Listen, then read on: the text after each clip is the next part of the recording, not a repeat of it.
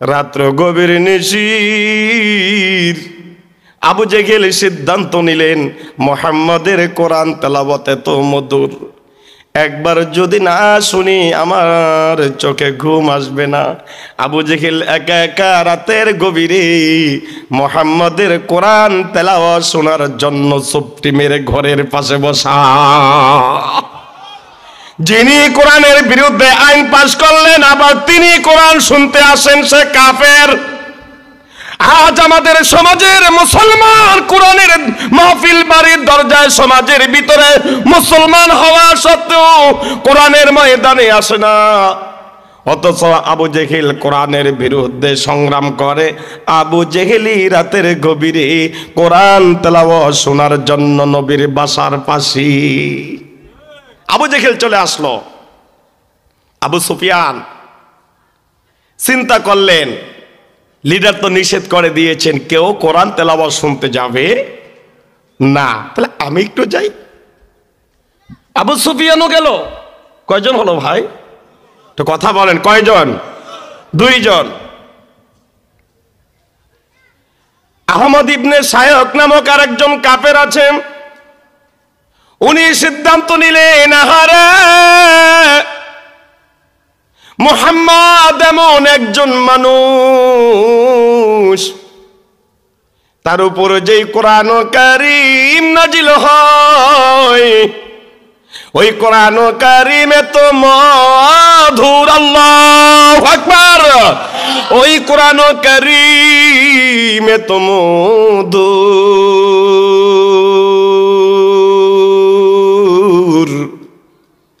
একবার শুনলে একবার নয় হাজার বার শুনতে মনে চায়। এই কোরআন তেলাওয়াতের সঙ্গে আবু জেহেলের যুদ্ধ শুরু হলো। নেতায় ঘোষণা দিল, কোরআন তেলাওয়াত যাতে কেউ শুনতে না পারে। আমি তো এই কোরআন তেলাওয়াত ছাড়া আর টিকতে পারি না, শুনতে ছাড়া আর থাকতে পারি না। আহমদ ইবনে শায়খ একই রাত্রে একা একা নবীর হুজরার পাশে এসে চুপটি মেরে যখন বসা শুরু করলো, দেখে আরো দুইজন লিডার দুই দিকে এইভাবে ওয়ালের সাথে কান লাগাইয়া আছি। আল্লাহ রাসূল যখন কোরআন তেলাওয়াত করতেন, রাসূলের তেলাওয়াতে মুগ্ধ হয়ে কাফেরেরা আস্তে আস্তে ইসলাম ধর্মে প্রবেশ করা শুরু করলো। আবু জেহেল সিদ্ধান্ত নিল যে মুহাম্মদকে আর কোরআন তেলাওয়াত করতে দেওয়া যাবে না, মুহাম্মদকে আর কোরআন তেলাওয়াত করতে দেওয়া, কোরআন তেলাওয়াত বন্ধ করে দিতে হবে। ওই হাউজে, ওই বৈঠকে আবু জেহেলের সঙ্গে আবু সুফিয়ান, উতবা, সাইবা প্রমুখ কাফেরেরা সিদ্ধান্ত নিল যে নেতা, আপনি যে মুহাম্মদের কোরআন তেলাওয়াত বন্ধ করবেন, একটি কথা স্পষ্ট শুনেন, মুহাম্মদের কোরআন তেলাওয়াত বন্ধ করার মতো দুঃসাহস পৃথিবীর জমিনে দ্বিতীয়বার কোনো মানুষ জন্ম নেয় নাই। চিৎকার দিয়ে বলুন কথা ঠিক কিনা? সুতরাং সেই কথার মাথাতে বলতে চাই, কোরআনের আওয়াজ সমুন্নত আওয়াজ কেউ যদি পৃথিবীর জমিনে বন্ধ করে দিতে চায়, যুগে যুগে ইতিহাস থেকে আপনারা শিক্ষা গ্রহণ করা দরকার। যারা এই কোরআনের বিরোধিতা করেছে তারাই এই কোরআনের আগুনে পুড়ে ছারখার হয়ে গেছে। আবু জেহেল সিদ্ধান্ত নিচ্ছেন মুহাম্মদের কোরআন তেলাওয়াত বন্ধ করে দিতে হবে। আর এই কথাটা আল্লাহ রাব্বুল আলামিন কোরআন কারীমের মধ্যে আয়াত নাজিল করে তার হাবিবকে জানিয়ে দিলেন যে, হাবিব, ওরা কোরআন নিয়ে ষড়যন্ত্র করছে। কোরআন নিয়ে কি করছে? কথা বলে না? কথা হবে কোরআন দিয়ে, কথা হবে কোরআন দিয়ে। ষড়যন্ত্র করছে কাফেরেরা। আল্লাহ কোরআনের আয়াত নাজিল করে নবীকে জানায়, ঠিক এই মুহূর্তে যদি বাংলার জমিনে কোরআন নাজিল হতো তাহলে রব্বে কারীম এই মুহূর্তে কোরআনের আয়াত নাজিল করে এই বাংলার জমিনে কারা কারা ইসলাম বিদ্বেষী ষড়যন্ত্র করে কোরআন বিরোধী আন্দোলন করতে চায়, আল্লাহ তাদের উদ্দেশ্য কোরআন আয়াত নাজিল করে জানিয়ে দিতেন। ষড়যন্ত্র করছে কাফেরেরা। লিডার ছিলেন আবু জেহেল। আল্লাহ রাব্বুল আলামিন নবীর প্রতি কোরআনে আয়াত নাজিল করে বলেন, وقال الذين كفروا لا تسمعوا لهذا القرآن والغوا فيه لعلكم تغلبون। আল্লাহ রাব্বুল আলামিন জানিয়ে দিলেন নবীকে, ওরা কোরআন বন্ধের ষড়যন্ত্র করছে। কাফেরেরা বলল, না, মুহাম্মাদের কোরআন তেলাওয়াত বন্ধ করার মতো দুঃসাহস পৃথিবীর জমিনে দ্বিতীয়বার কেউ জন্ম নেয় নাই। আবু জেহেল এবার সিদ্ধান্ত নিচ্ছে, তাহলে মুহাম্মাদের জায়গায় কোরআন তেলাওয়াত করবি, কিন্তু শান্তি মতো তাকে কোরআন তেলাওয়াত করতে দেওয়া যাবে না। বলে, তাহলে কি করতে হবে? আল্লাহ কালামে আয়াতের মধ্যে স্পষ্ট জানালেন। তারা সিদ্ধান্ত নিলেন, মুহাম্মদ যখন কোরআন তেলাওয়াত করবে, তেলাওয়াতের বিঘ্নতা সৃষ্টি করার জন্য তোমরা তার পাশে গিয়া শীষ দিবে। ঠিক একই মাথাতে ময়দানও চলছে, এইদিকে কোরআনের আলোচনা চলছে, ওইদিকে শ্রোতা ভাইয়া বাদাম টিপছে। ডিস্টার্ব হয় কি হয় না? আবু জেহেল সিদ্ধান্ত নিলেন, মুহাম্মদ যখন কোরআন তেলাওয়াত করবে, তেলাওয়াতের মতো চলবে, কিন্তু কিছু মানুষ যায়া তার পাশে শীষ দিবে। এরকম শীষ দিলে কোরআন তেলাওয়াতের বিঘ্নতা সৃষ্টি হবে কি হবে না? মুসলমান ভাইরা আমার, গভীর মনোযোগ দেন।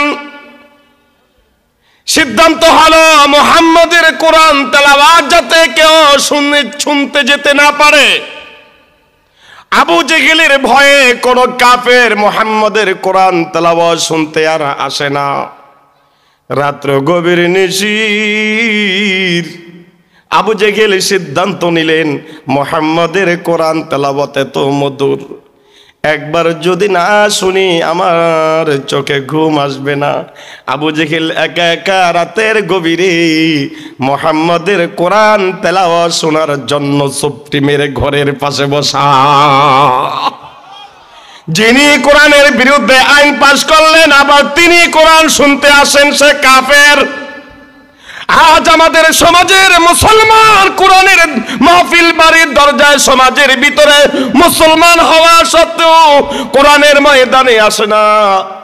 অথচ আবু জেহেল কোরআনের বিরুদ্ধে সংগ্রাম করে। আবু জেহেলি রাতের গভীরে কোরআন তেলাওয়াত শোনার জন্য নবীর বাসার পাশে আবু জেহেল চলে আসলো।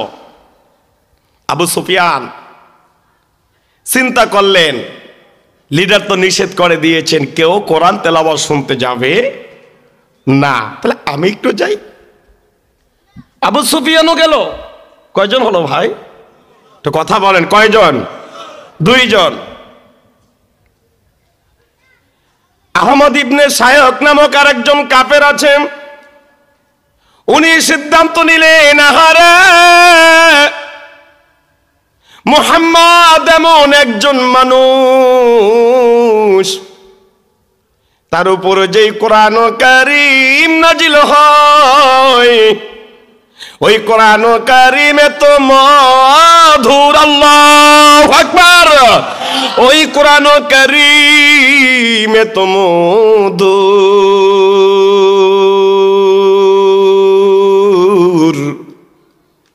একবার শুনলে একবার নয়, 1000 বার শুনতে মনে চায়। এই কোরআন তেলাওয়াতের সঙ্গে আবু জেহেলের যুদ্ধ শুরু হলো। নেতায় ঘোষণা দিল, কোরআন তেলাওয়াত যাতে কেউ শুনতে না পারে। আমি তো ওই কোরআন তেলাওয়াত ছাড়া আর টিকতে পারি না, শুনতে ছাড়া আর থাকতে পারি না। আহমদ ইবনে শায়খ একই রাত্রে একা একা নবীর হুজরার পাশে এসে চুপটি মেরে যখন বসা শুরু করলো, দেখে আরো দুইজন লিডার দুই দিকে এইভাবে ওয়ালের সাথে কান লাগাইয়া আছি। মুহাম্মাদের কোরআন তেলাওয়াত শেষ, এবার তিনজন বাড়ির দিকে যায়। আবু জেহেল কয়, কে রে সুফিয়ান, কি রে আহমদ শায়খ, তোরা কেন আসলি? আবু সুফিয়ান বলে, নেতাজি এই জন্যই তো মানুষ আপনারা আইন মানতে চায় না। যেটা আপনি আইন করবেন ওইটা আপনি মানবেন না, আইনটা শুধু প্রজারের মাথায় চাপিয়ে দিবেন না, এমন এমন আইন করবেন আগে নিজের থেকে শুরু করবেন। কথা বলে না? এমন আইন করবেন আগে নিজের থেকে শুরু করবেন, নিজে মানবেন। পার্লামেন্টে আইন পাস করলেন, কোরআন তেলাওয়াত কেউ শুনতে পারবে না, অথচ আপনি নিজেই চলে আসলেন। আমার মনে হয় আপনি জনগণের মাথায় আইন চাপিয়ে দিতেছেন। এবার আবু জেহেল বলে, আবু সুফিয়ান রে, মুহাম্মদ যদিও আমাদের দুশমন, তারপরও ওর কণ্ঠে কোরআন তেলাওয়াত শুনতে বড় ভালো লাগে। আবু সুফিয়ান কা নেতাজি বলবো কি, মুহাম্মাদের কোরআন তেলাওয়াত শোনা ছাড়া আমি টিকতে পারি না। আহমদ ইবনে শায়খ বলে, ও নেতাজি, যেই দিন আপনি আইন করেছেন মুহাম্মাদের কোরআন তেলাওয়াত আর শুনতে দেওয়া হবে না, ওই দিন থেকে আহার নিদ্রা ঘুম সব আমার বন্ধ হয়ে গেল। আবু জেহেল কয়, তুই আইলি কেন? আপনারা আইন করছেন, আপনারা আইলেন কেন? আমাদের জন্য স্পেশাল পাওয়ার আছে। না ও নেতাজি, মনে করবেন না, আপনি হলেন নেতা, তার মানে আপনি জনগণের খাদেম। স্পেশাল পাওয়ার থাকলে জনগণের কাছে থাকি। আপনি নিজের নেতা মনে করিয়া যদি কোনো আইন যদি মাথায় চাপাইয়া দেন, জনগণ যদি খেপে যায়, পালাইবার জায়গা পাবেন না। এই তো কালকে যদি জনগণ শোনে আবু জেহেল কোরআন তেলাওয়াত শুনতে আইছে, চুপ চুপ, আমি কইয়ে দেব। কয় না, থাম, আরাম না, আরাম না। যেটা আপনি নিজে মানতে পারবেন না, ওই আইন কেন আপনি করবেন? আগে নিজে সংশোধন হওয়া দরকার। জোরে কোন কথা ঠিক কিনা? চলে গেল সবাই। পরের দিন আবু জেহেল আবারও কোরআন তেলাওয়াত শুনতে আইছে।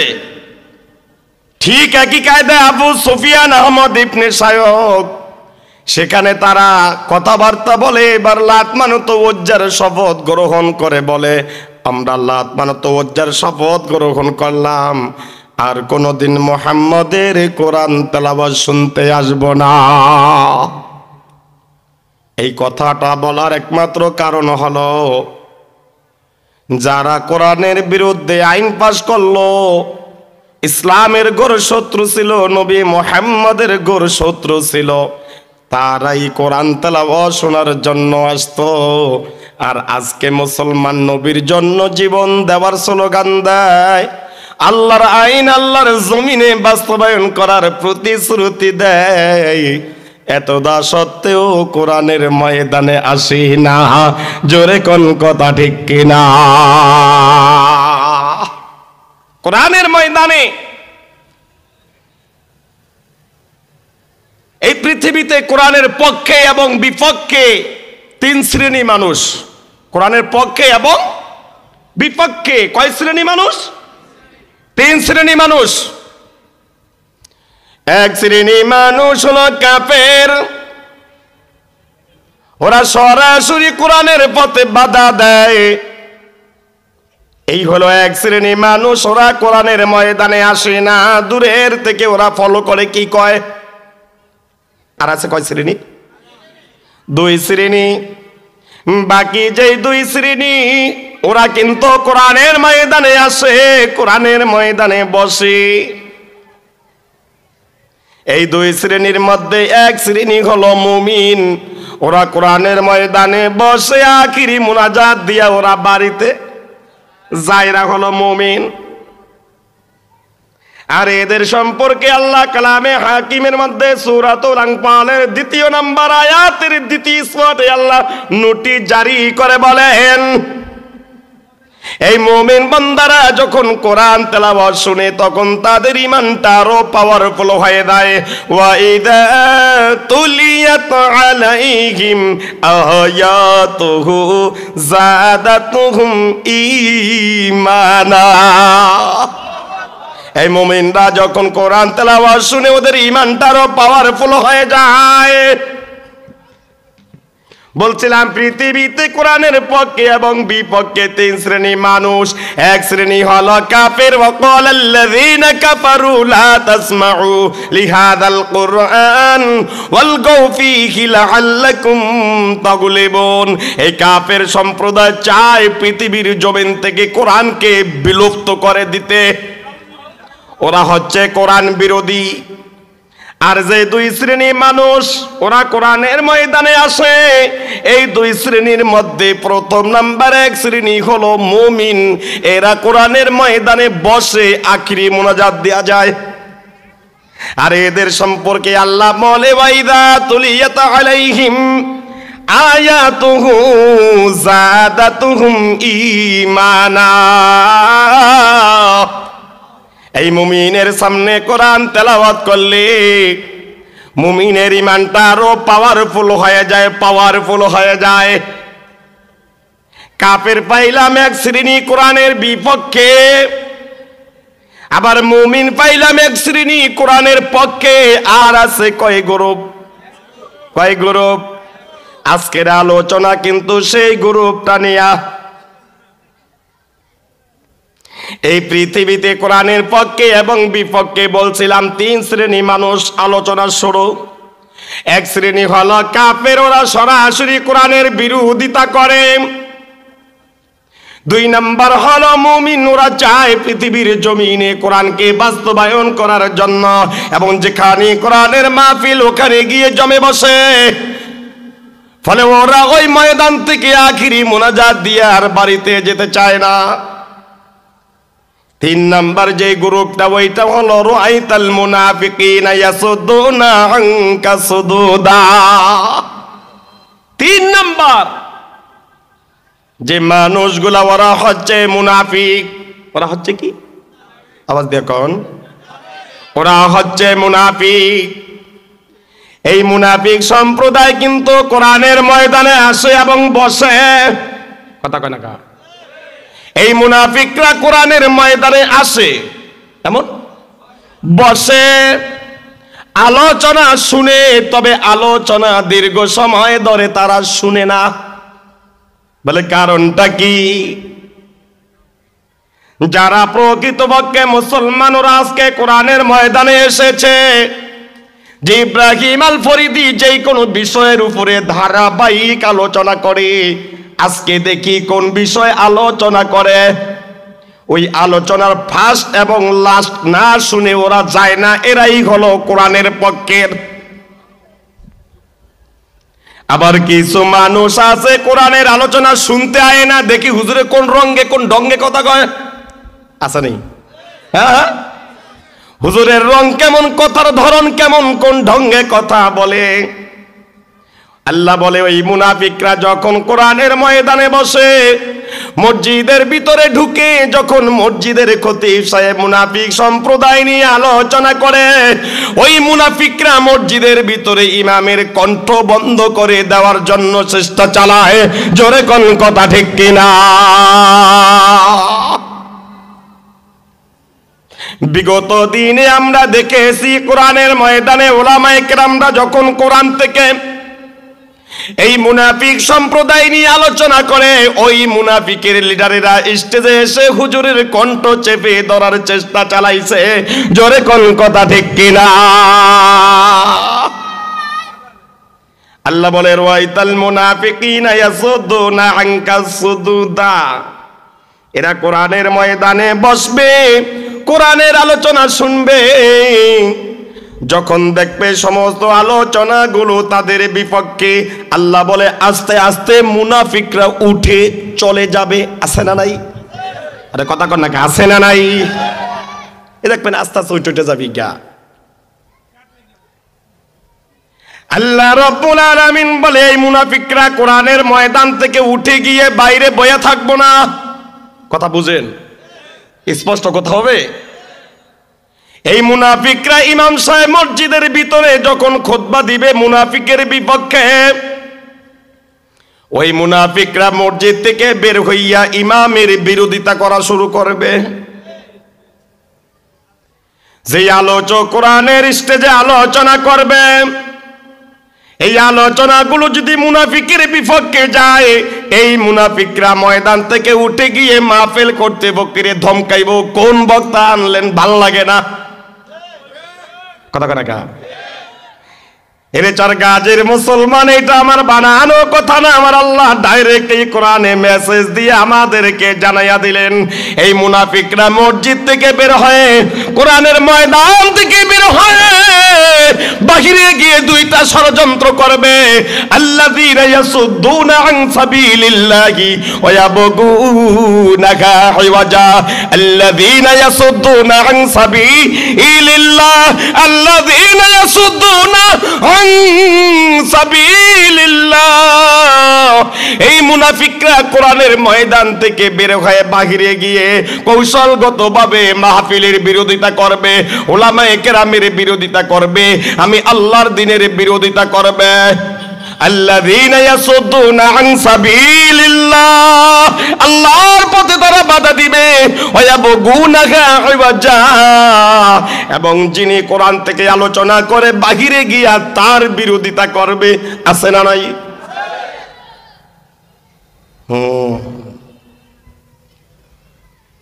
আমি ইব্রাহিম আল ফরিদি, এই মুহূর্তে আমার একটা নাম আছে। কি আছে? নাম আছে আমার। আমাদের মাননীয় এমপি মহোদয় আজকে ময়দানে আসার কথা, কথার কথা, এক্সাম্পল, উদাহরণ। কষ্ট হচ্ছে? থাকবেন, জমবে খেলা। আমাদের এমপি মহোদয় আজকে এখানে আসার কথা, কিন্তু তিনি আসলেন না। তিনি করলেন কি না, এসে একটা চিঠি আকারে একজন ব্যক্তিকে পাঠাইলেন। এখন ওনার নাম কি? যিনি এমপি মহোদয়ের চিঠি নিয়ে স্টেজে আসলেন, ওনার নাম কি?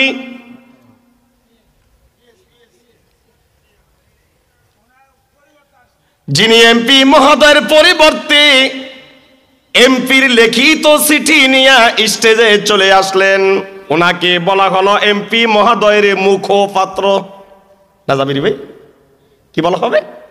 মুখপাত্র। মুখের কথা পত্রের আকৃতিতে লিখে আনছে, মুখপাত্র।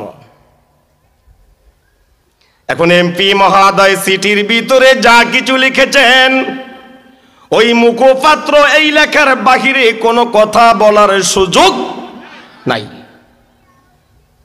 এখন এমপি মহোদয় যা লিখেছেন, মুখপাত্র তাহাই শুনাইতেছেন।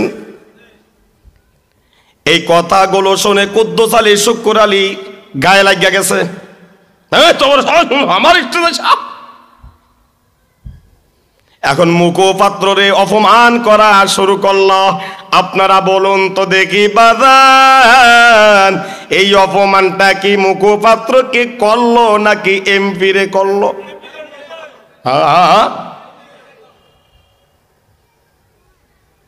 মুহূর্তের ভিতরে এমপি মহোদয় পুলিশ প্রশাসন পাঠায় দিল, যাও আমার মুখপাত্রকে অপমান করলো না যেন আমাকে করলো। যারা যারা অপমান করলো ওরা গেড়ির রগগুলা পাকা করে হাতে হ্যাঙ্কা পরে নিয়ে আয়।